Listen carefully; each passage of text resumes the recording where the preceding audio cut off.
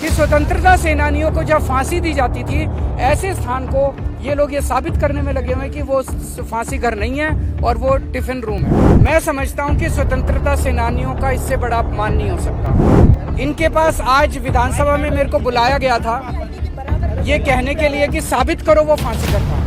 दिल्ली विधानसभा का जो परिसर है, ये परिसर एक ऐतिहासिक बिल्डिंग है।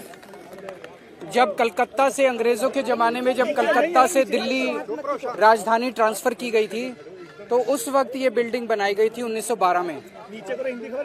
इस बिल्डिंग में 2022 में तत्कालीन स्पीकर श्री रामनिवास गोयल जी के प्रयास से ये पता चला कि एक कोने में एक फांसी घर था। उस फांसी घर में स्वतंत्रता सेनानियों को फांसी दी जाती थी। तत्कालीन स्पीकर साहब ने मुझे एज चीफ मिनिस्टर बुलाया कि इसको हमें टूरिस्ट्स के लिए खोलना चाहिए ताकि लोग इससे प्रेरणा ले सकें। हमने उसका इनॉग्रेशन किया। अब जब से इनकी सरकार आई है, ये साबित करने में लगे हुए हैं कि वो फांसी घर नहीं था, वो टिफिन रूम था।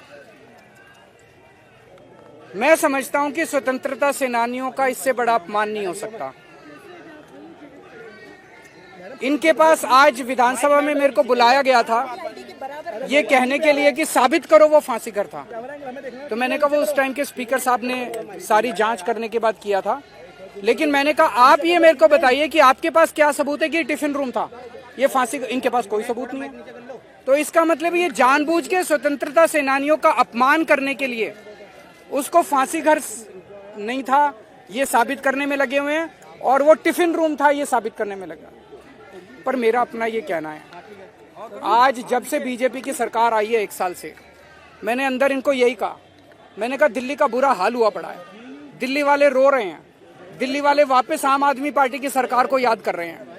चारों तरफ दिल्ली में कूड़ा ही कूड़ा है, पोल्यूशन का बहुत बुरा हाल है, सड़कें टूटी पड़ी हैं, मोहल्ला क्लिनिक बंद किए जा रहे हैं, अस्पतालों में दवाइयां नहीं मिल रही हैं, पानी के हजारों रुपए के बिल आ रहे हैं, बिजली के हजारों रुपए के बिल आ रहे हैं, बिजली की कटौती हो रही है, चारों तरफ हाहाकार मचा हुआ है। मैंने कहा तुम्हारे को केवल एक ये मुद्दा मिला है टाइम खराब करने के लिए, केवल इसी के लिए तुम कर रहे हो। मैंने कहा जरा सा संभालो, दिल्ली को संभालो। दिल्ली के बारे में बात नहीं, मैं मुख्यमंत्री था, पूर्व मुख्यमंत्री, 10 साल में मुख्यमंत्री रहा, मेरे को भी थोड़ा एक्सपीरियंस है। मुझे खुशी होती अगर इनकी कोई कमेटी मेरे को कहती केजरीवाल जी बताइए सीवर कैसे ठीक करें, बताइए सड़क कैसे ठीक, मैं अपने एक्सपीरियंसेस शेयर करता। मेरे को इससे कोई लेना देना किसकी सरकार है। मैं तो चाहता हूं कि दिल्ली सुधरे, लेकिन इनको दिल्ली चलानी नहीं है, इनका मकसद ही नहीं है दिल्ली, केवल राजनीति करना है। और सबसे बड़ा दुख मेरे को इस बात का हुआ कि स्वतंत्रता सेनानियों को जब फांसी दी जाती थी, ऐसे स्थान को ये लोग ये साबित करने में लगे हुए हैं कि वो फांसी घर नहीं है और वो टिफिन रूम है।